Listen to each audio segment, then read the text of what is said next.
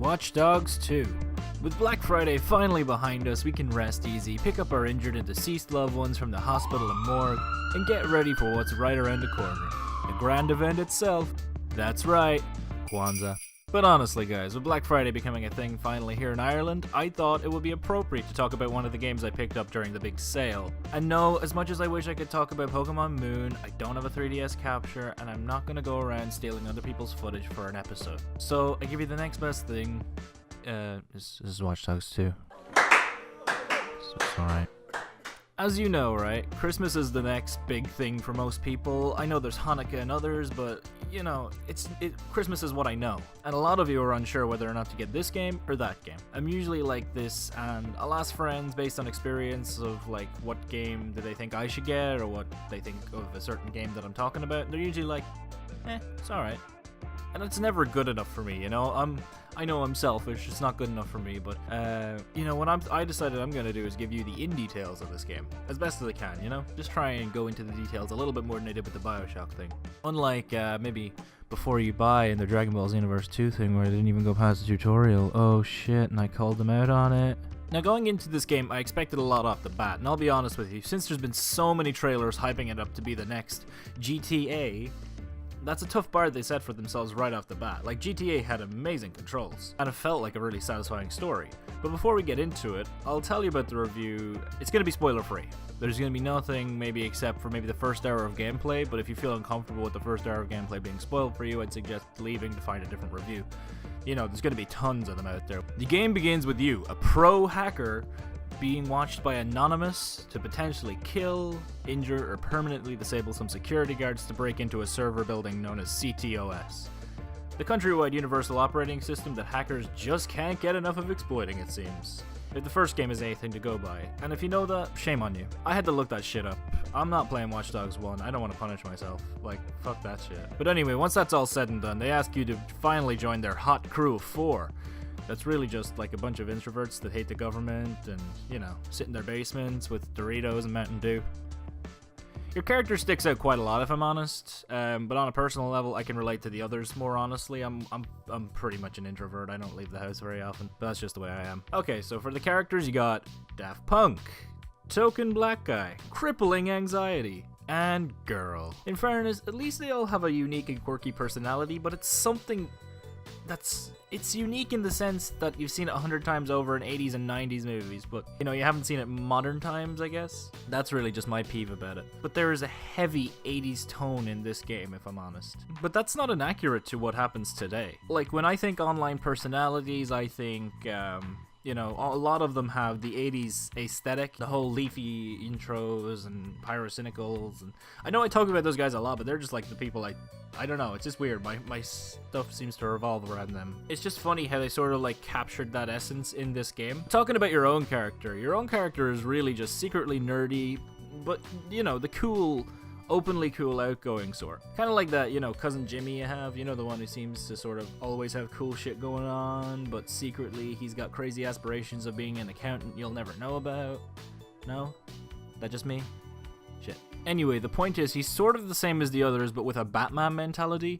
You know, the one where it's like, everyone always seems to underestimate him regardless of how much of a badass and how much badass shit he does. Everyone seems to still think, oh, I can take him on, I can do this, he's not that great. The gameplay is honestly where this game begins to slip.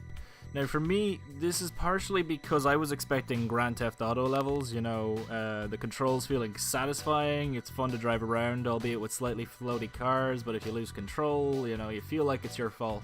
But in this game, like, in comparison, it has very janky controls. I actually have been playing this game for about 5-6 hours total now, and I swear, I just keep struggling to swap weapons alone.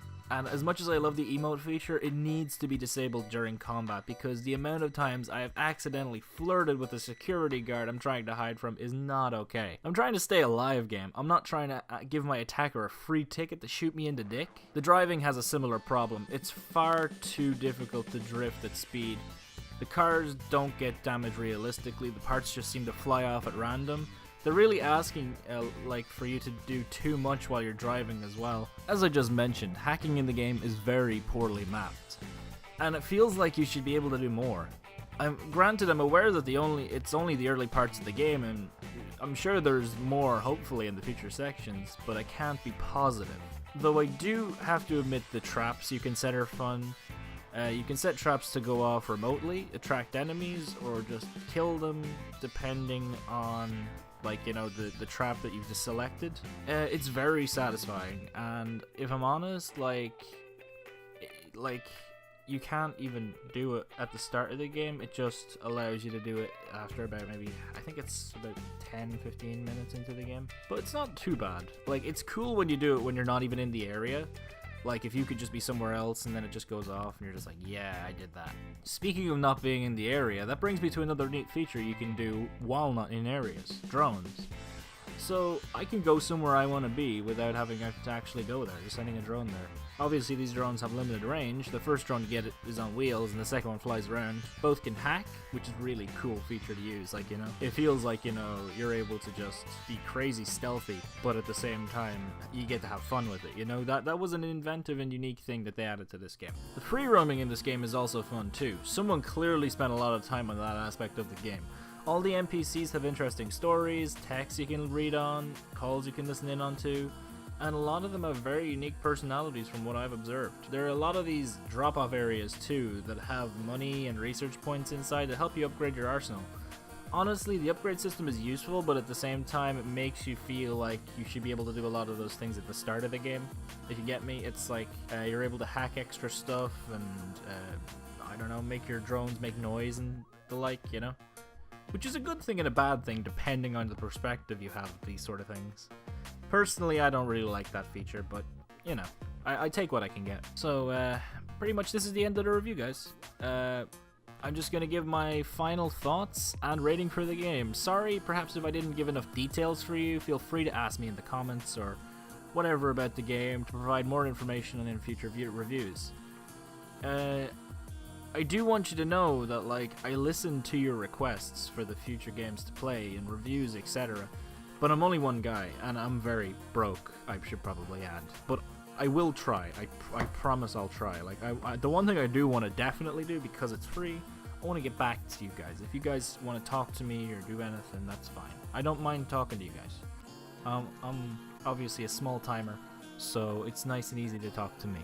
I'm not like one of those big guys up there, like the Jontrons and the H3s, you know what I mean? Anyway, so for this game, I'd recommend it definitely as a game to tide you over for the next few weeks, months, whatever you're looking for, until your Red Dead Redemption 2's come out, your Persona 5, or your Breath of the Wild. God fucking damn it, Nintendo. Give us a release date for that game. I have it pre-ordered 4 months, and you haven't given me a release date. But the one thing I would have to say about this game is you should not go into it expecting GTA but with hackers. What I would say is a more modern day Assassin's Creed, but instead of amazing parkour, just pretty shitty parkour and hackers. That's pretty much what this game feels like.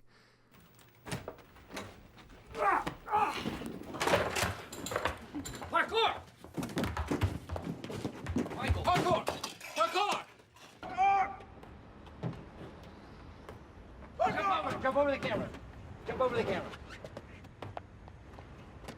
But that being said, this game has to get a 6 out of 10. So far. I say so far because I like to give games a chance in the late game to redeem themselves. A lot of games can do this, but as I said, this is a good game to kill some time. So now if you'll excuse me though, I'm off to play Pokemon Moon, which I think goes without saying. Why haven't you bought this yet? It was on sale like Black Friday for like €20 off. That's really good for a game that just came out the other day. Go get it. Anyway, guys, thank you. I'll see you in the next review, and peace out.